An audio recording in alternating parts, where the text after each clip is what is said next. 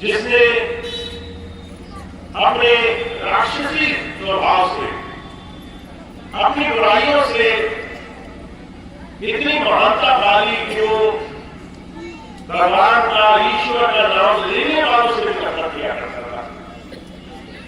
उसके राज्य में जहां तक उसका राज्य था, कोई भगवान का नाम नहीं ले सकता था। ऐसा उसने हाहाकार मचाया, ऐसा धर्म का उसने पसारा फैलाया, इतनी हानि, इतना हाहाकार हुआ, तो भगवान को एक भक्त के रूप में खुद इस अधर्म का नाश करने के लिए आना पड़ा।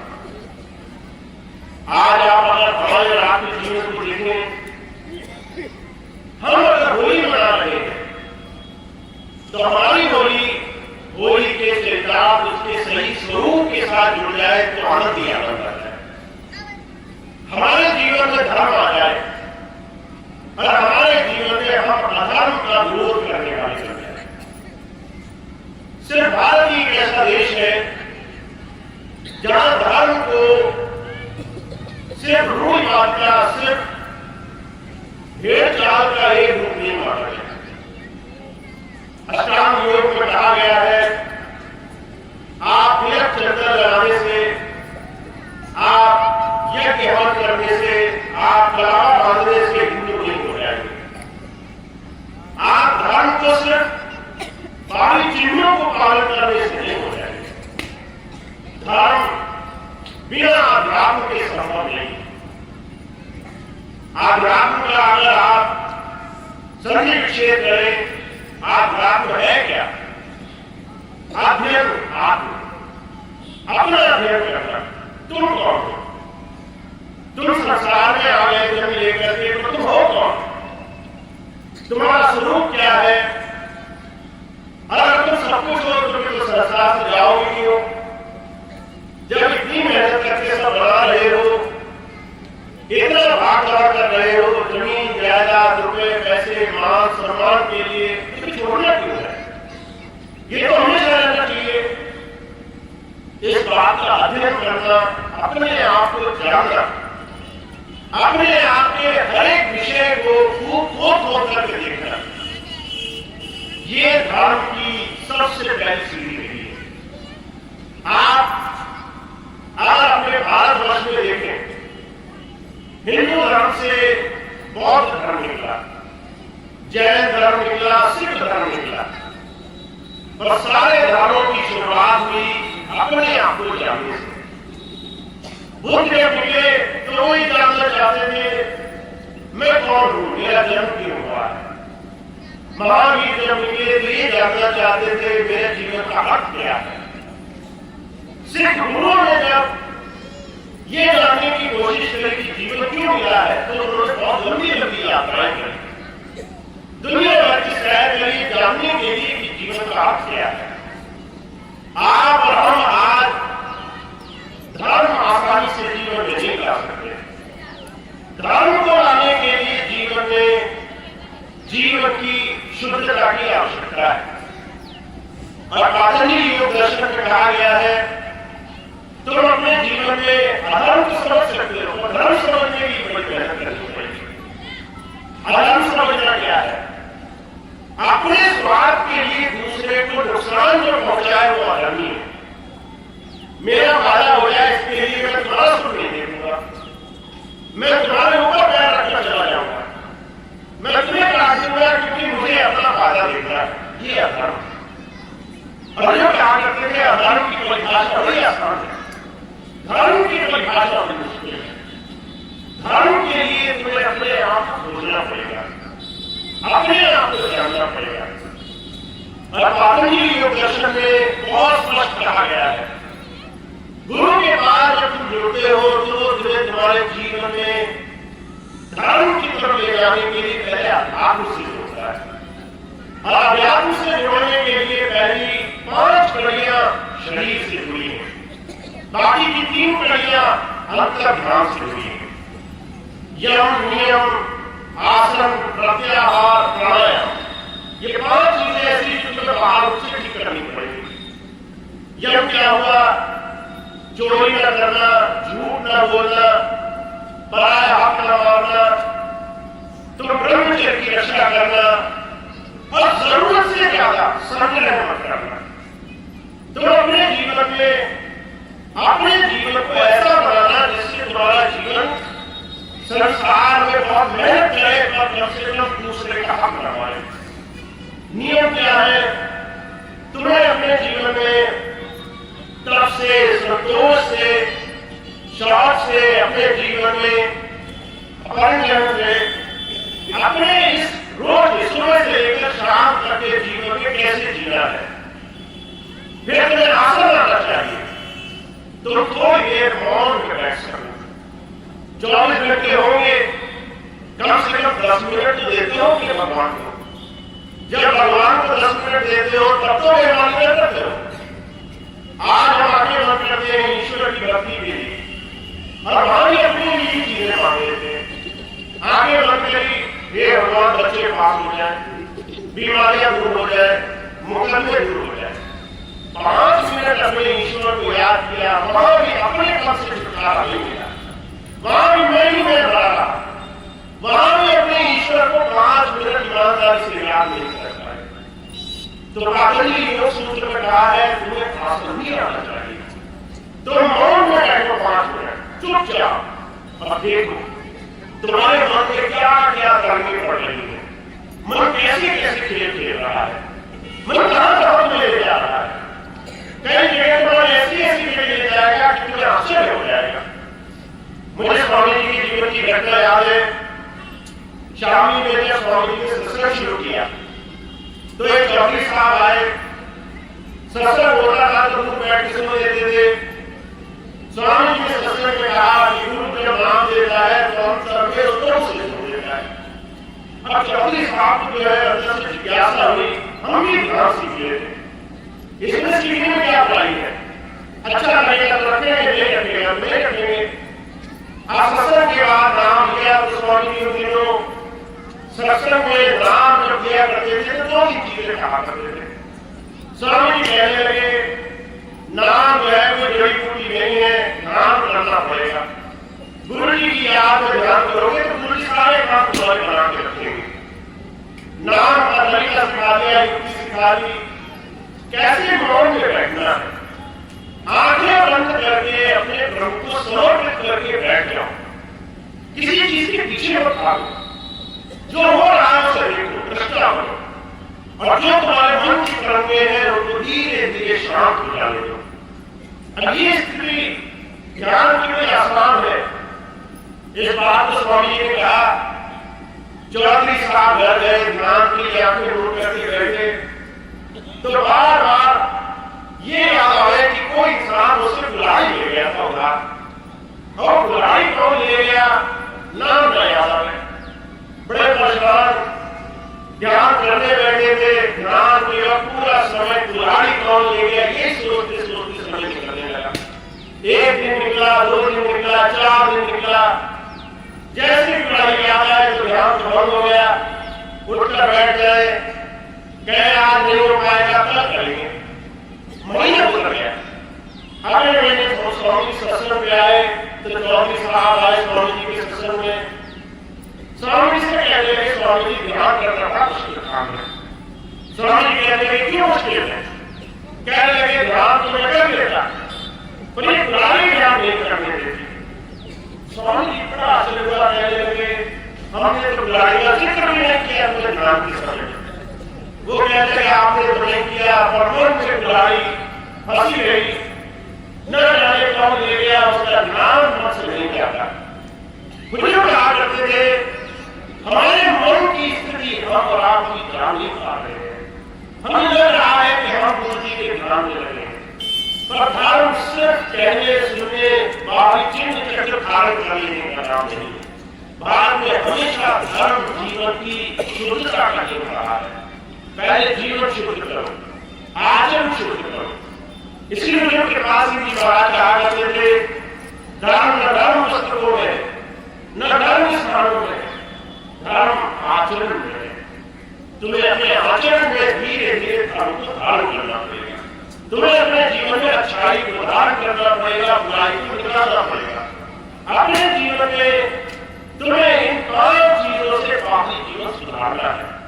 यम से, नियम से अपनी दैनिक दिनचर्या सुधारो, फिर थोड़ी देर मौन में बैठा करो, आसन सुधारो, फिर अपने प्राणायाम से अपनी सांसों की गति को सुधारो, फिर अपने प्रत्याहार से अपने जीवन में अपनी इंद्रियों को थोड़ा सा संयम में लाना शुरू करो। हर वक्त इंद्रियों के पीछे मत भागो। आंखों ने कुछ अच्छा देख लिया, हम काल हुए घूम रहे हैं। कानों ने कुछ अच्छा सुन लिया, जबान को कुछ अच्छा स्वाद चखने की लालसा पड़ गई, हम काल हो गए। हम उन्हीं रसों के पीछे भाग रहे हैं। बुजुर्ग कहते हैं ऐसे इंद्रिय बनो ताकि तुम्हारी इंद्रियां तुम्हें संसार के भोगों के पीछे न बढ़ाए। ऐसे संयम करो। और उसके बाद धारणा, ध्यान, समाधि। जब ये सारी चीजें धारण कर लोगे, जब जीवन में नेकी को धारण करने के लिए शिष्य बनने लग जाओगे, तब ध्यान और समाधि की स्थिति तुम्हारे जीवन में आएगी। भारत में हमेशा धर्म, संयम, साधना, मेहनत का विषय रहा है। आप और हम जिस गुरु से नाम लेकर बैठे हैं, उसके बाद हमें अपने जीवन में धीरे धीरे धर्म लाना है, अपने जीवन में धर्म को धारण करना है। पर जो क्या करते थे, इस धर्म को धारण करने के लिए तुम्हें अधर्म पर विजय भी प्राप्त करनी पड़ेगी। कम से कम अपने सुखों के लिए अगर जीते रहे। आपने नहीं देखा, हम ये नहीं देखा कि हमारे प्रियजन हमसे दुखी तो नहीं रहते, हमारे स्वभाव, हमारे तरीके, हमारे स्वार्थ से वो दुखी तो नहीं रहते। मुझे कहा करते थे जो सिर्फ अपने स्वार्थ का सोच रहा है, हालांकि स्वार्थ शब्द इतना बुरा नहीं है, पर जो सिर्फ अपने फायदे के लिए संसार में सबका नुकसान करने को तैयार है, वो कभी भी जीवन में गुरु का शिष्य नहीं हो पाएगा। तो ये क्या करते थे आज के कलयुग में, जहां होली बड़ी बहुत सुंदर हमारे जीवन में हमें रास्ता दिखा रही है, हमें आपको भारतीय होने के नाते एक बात समझा रही है। आपको अपने जीवन में अपने अंदर घृणा कुछ जैसे राक्षस का वध करना पड़ेगा, आपको नरसिंह बनना पड़ेगा। आपको जीवन में मनुष्य जीवन प्राप्त करके मनुष्य जीवन की अच्छाइयों को धारण करना पड़ेगा, आपको जीवन में संयम लाना पड़ेगा। आप अगर अपने जीवन में अधर्म को होता हुआ देखते रहे, खुद अधर्म के पात्र रहे, खुद अपने आप किसी की बुराई के लिए जीवन में 24 घंटा लपट रहे, तो माफ करना वो समय दूर नहीं कि संसार में तुम इस भ्रम में रह जाओगे कि तुमने किसी संत से नाम लिया। और ये मन, ये अंदर का शैतान तुम्हारे मन को हमेशा दीमक की तरह खोखला करना चला जाएगा। तो ये कहा करते थे हमारे जीवन में हमें अपने आप को करने की, अपने आप के अध्ययन करने की आवश्यकता है। इसलिए सबसे पहली 2-3 शर्तें रखी है महात्माओं ने। पहली चीज, गुरु जी से जब नाम ले लेना तो एक काम जरूर करना। पहली चीज, तुम अपने पूरे दिन का एक छोटा सा समय उसको समर्पित जरूर करना। तुम्हारे 24 घंटे में से कितनी देर तुम अपनी गुरु जी को दे सकते हो? तुमने अपने मन में हिसाब लगाया कि मैं अपने दिन का 15-20 मिनट दूंगा, उस 15-20 मिनट में उसको 2 हिस्सों में बांट लेना। पहला हिस्सा, तुम अपने जीवन के उस पूरे दिन के अनगिनत बुराइयों के लिए उससे क्षमा मांगना। हे प्रभु, मैंने आज अपने सिर्फ स्वार्थ के लिए इतना सोचा कि किसी के लिए मैंने 2 घड़ी की अच्छाई धारण नहीं करी, मैंने अपने घर वालों को सताया, मैंने अपने प्रियजनों को सताया, मैंने दूसरे पर अत्याचार होते देखा और मैंने आवाज तक नहीं निकाली, मैंने दूसरे को कष्ट में देखा और मेरे मुंह से कुछ शब्द नहीं निकले। हे प्रभु, मेरे अंदर ये अधर्म का नाश हो, मेरे अंदर अच्छाई नेकी बने, मैं अपने अधर्म, अपनी बुराई की उससे क्षमा याचना करता हूँ। दूसरी चीज क्या करना, मौन में बैठ जाए, ध्यान जिसे कहते हैं। अगर 10 मिनट तुम आंखें बंद करके बैठ गए, मुझे कहा करते थे अगर सच्चे दिल से 10 मिनट तुम आंखें बंद करके बैठ गए और वो 10 मिनट तुमने अपने गुरु जी के ऊपर छोड़ दिया, ये गुरु जी ये 10 मिनट जैसे तुम चाहो वैसे रखो, तुम्हारे मन में हजारों तरंगें उठेंगी, तो धीरे धीरे तुम इस मन को, इस मन की तरह तरह की व्याधाओं को समाप्त करने वाले बन जाओगे, अपने मन से गुरु जी के चरणों में शरणागत होने वाले बन जाओगे। धीरे धीरे तुम्हें गुरु का असल स्वरूप दिखाई देने लग जाएगा। तो आप बहुत भाग्यशाली हैं, आपको जीवन में बहुत कुछ पाने का अवसर मिला है। मैं कई बार एक चीज कहता हूं, आप अपने जीवन में ये जो खास मौका लेकर बैठे गुरु से मिलने का अवसर, ये आपको अगर आज मिला है तो आप इसका पूरा पूरा लाभ लेने वाले बनो। आपको लगता होगा ये अवसर सारा जीवन ऐसे ही बना रहेगा, पर सारा जीवन ये अवसर ऐसे ही बना नहीं रहेगा।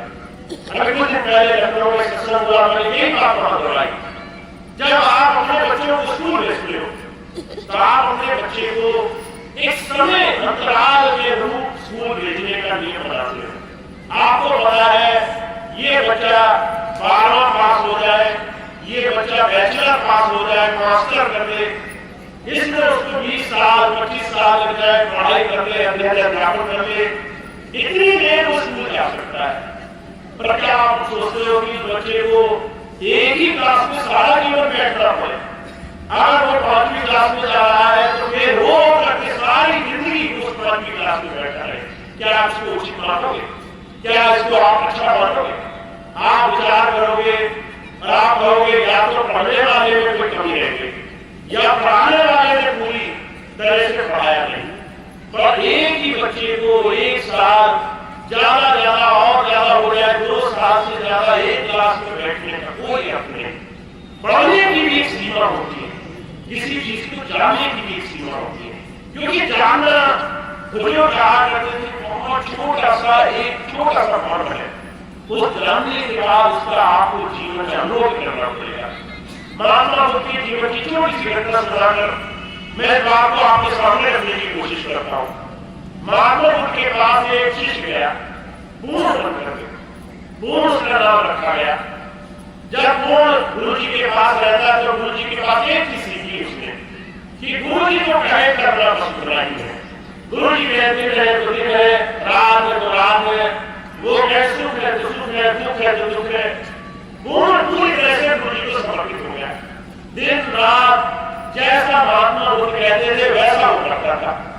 धीरे धीरे उनकी स्थिति इतनी बदली उस हिसाब से एक दिन गुरु जी को कहने लगे तुम्हारा शिष्य होना सार्थक हो गया, तुम मेरे पास जो सीखने आए थे सीख गए, अब तुम्हें वापस जाना पड़ेगा। देखिए ये समय आपके और हमारे जीवन में आना जरूर है। गुरु जी सारा जीवन नहीं पढ़ाएंगे, सारा जीवन एक ही चीज नहीं सिखाते रहेंगे, तुम सारा जीवन एक ही चीज नहीं पूछते रह सकते। तुम बार बार ये नहीं कह सकते कि गुरु जी मैं बहुत परेशान हूँ, दुखी हूँ, ये गाली दे गया, वो आंखें दिखा गया, इसने ये कह दिया, वो कह दिया। तुम्हें इससे ऊपर उठना पड़ेगा। एक समय तो आएगा ना जब तुम इससे महान बनोगे, जब अपने आप को एक तमाम छोटी छोटी दीगर भक्तियों से ऊपर उठाकर जीवन जीने वाले बनोगे। सारा जीवन तुम इन्हीं लड़ाई झगड़ों में फंसे रहे, सारा जीवन अधर्म का नाश करने के चक्कर में पूरी अधर्मी बने रहे, दूसरे का बुरा करने के चक्कर में पूरी बुरे बनते रहे, तो गुरु की शरण का इतना लाभ नहीं है। वो ये हमें ये सिखाना चाहती है, हमें अपने जीवन में अपने अंदर के रावण का, अपने अंदर की बुराई का, अपने अंदर के राक्षसों का जितनी जल्दी हो सके नाश करना आना चाहिए।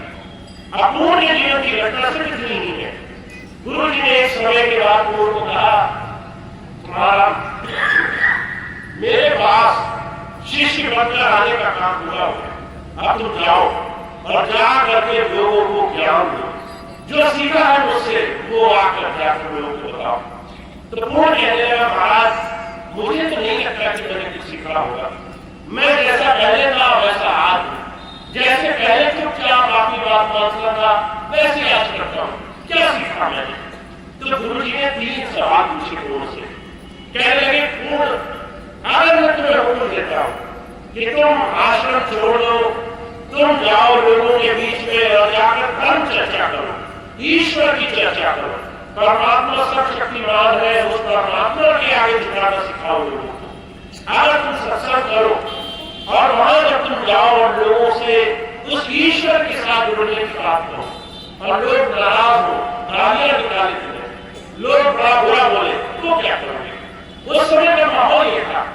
बिहार और आसपास के क्षेत्र में जहां पर को भेजा गया वहां पर लोग पूजा पद्धति के अलावा किसी चीज को सुनना नहीं चाहते थे। अच्छी बात कोई नहीं सुनना चाहता था, ध्यान साधना भक्ति कोई नहीं करना चाहता था।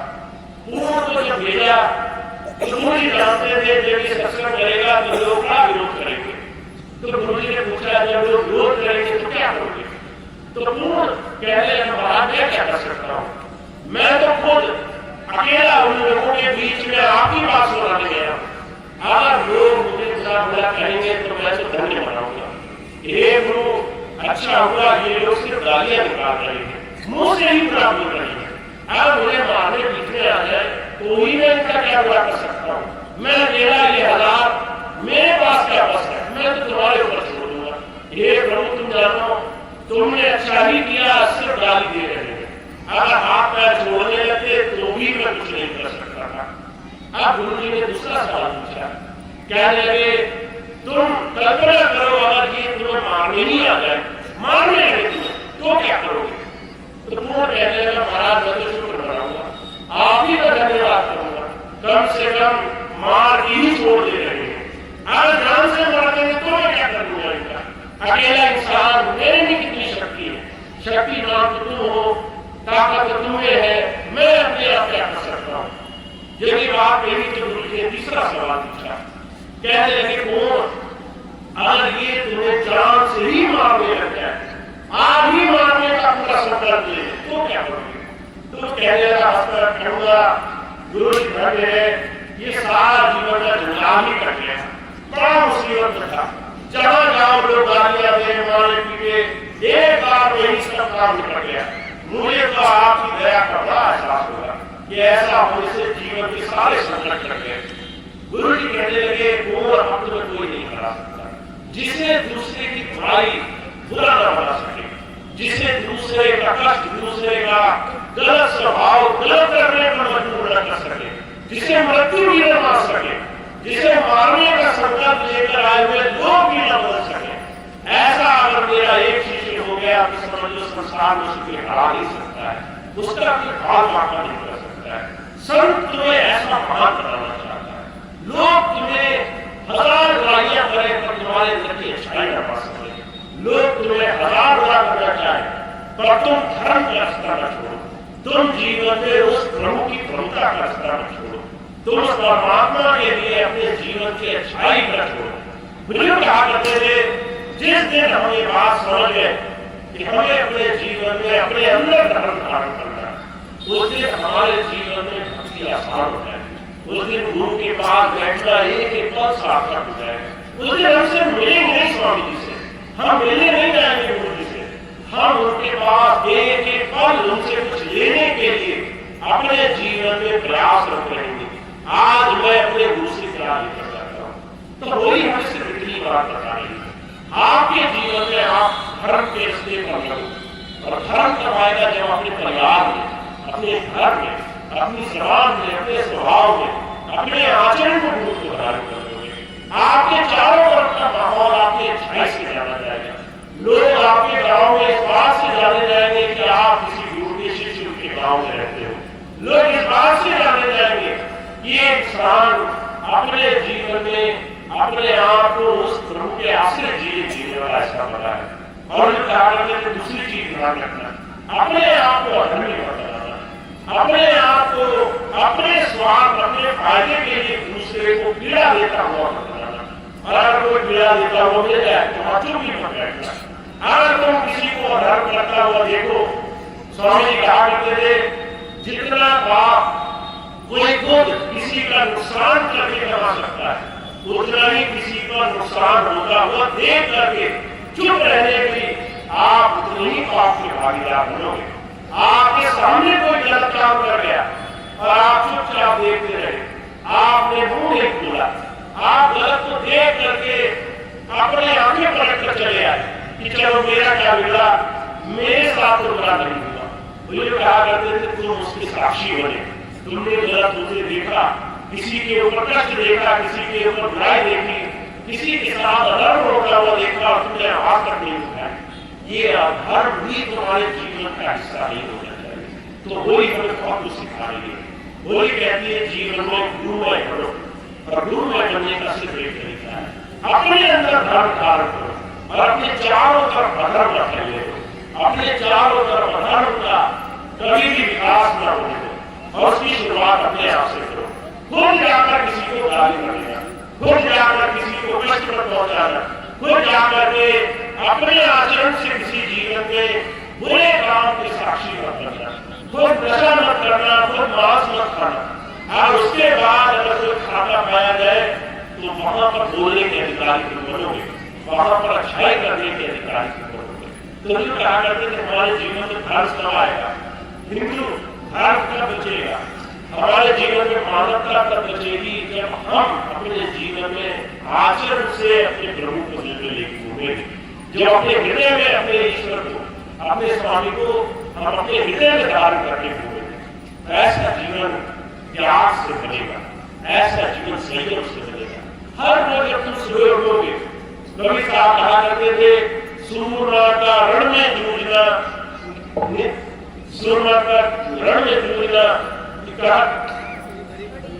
घड़ी एकता का, नित उठ मन से जूझना दिन खाने से।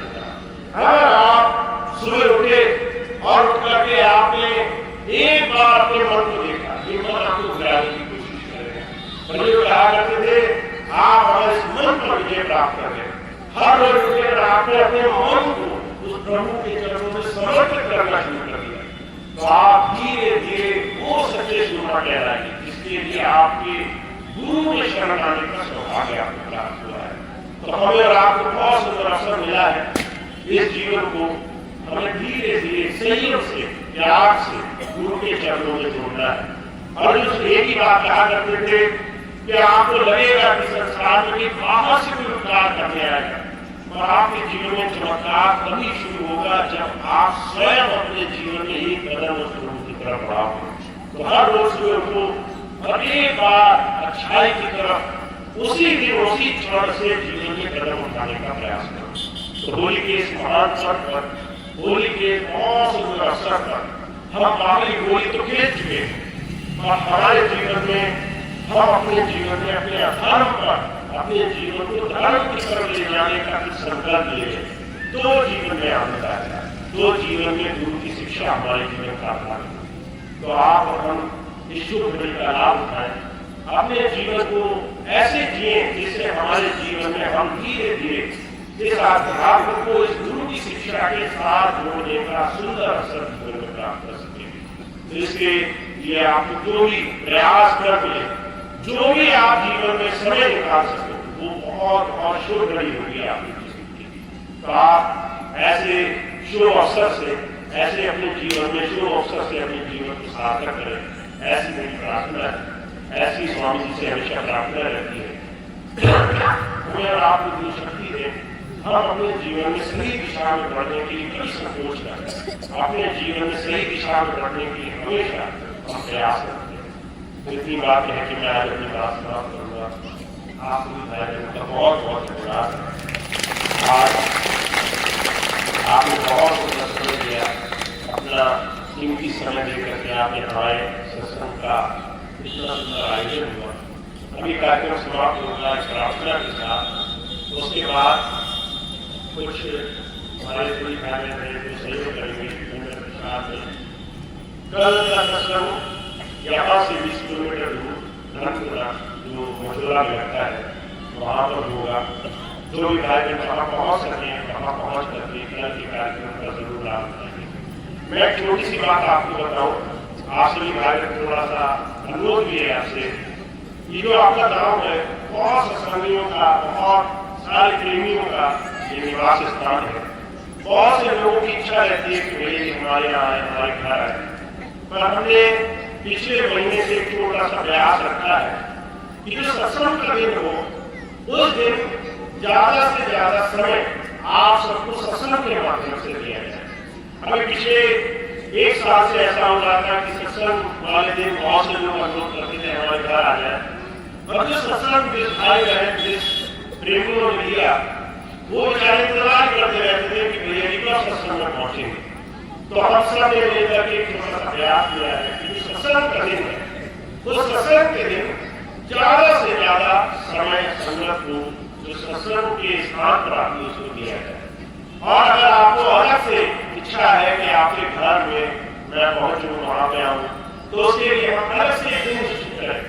अलग से एक दिन यात्रा का निश्चित करें और उस दिन आपके यहाँ आना जाना हो। तो बहुत से भाई बहनों की इच्छा थी कि आज उनके गांव में जगह जगह हो लिया जाए। कल धनकुना में वहां पर बहुत सारे प्रेमियों का निवास है, उनकी इच्छा थी वहां भी घरों घरों से चला जाए। पर मैंने बहुत विशेष अनुरोध किया हमारे आयोजकों से, ये 2 दिन आप प्रयास करें अभी इस तरह घर जाने का कोई कार्यक्रम न रखें। इन 2 दिन का कार्यक्रम रखें। मैं अलग से आपको तारीख दूंगा, अलग से आपको तिथि दूंगा, आपके क्षेत्र को तारीख दूंगा ताकि आपकी इच्छा पूरी हो जाए। आप जो कहते हैं कि आपके घरों में मैं आपके निवास पर पहुंचूं, वो अलग से आपके लिए व्यवस्था बनाई जाए। तो ये आज का कल का दिन इस तरह का प्रयास हम नहीं करेंगे। तो मैं पहले से आपको बता रहा हूँ, बहुत से भाई बहन मन में नाराजगी न लेकर बैठे रहे, अपने आयोजकों को शिकायत न करें। वो चाहे दौड़ के सत्संग करते हैं आपके यहाँ, और आप नाराजगी मन में रखिए कि हमारे भैया जी को नहीं लाए, हमारे यहाँ कार्यक्रम नहीं हुआ। तो आज के दिन उस कार्यक्रम के लिए आप मन में कोई इस तरह का भाव नहीं रखेंगे। अलग से मैं आपको तारीख दूंगा ताकि आप अपनी इच्छा पूरी कर सकें और आज आप सत्संग का पूरा लाभ ले सकें। सत्संगियों के बीच में बैठे आप सेवा में अपना थोड़ा समय दें और आज के इस कार्यक्रम को पूरी तरह से संपन्न करें। तो आज का कार्यक्रम समाप्त होगा, कल का कार्यक्रम धनकुना में है और उसके बाद ये कार्यक्रम धीरे धीरे महीने के अंत तक चलेगा। इस महीने का आखिरी जो शनिवार है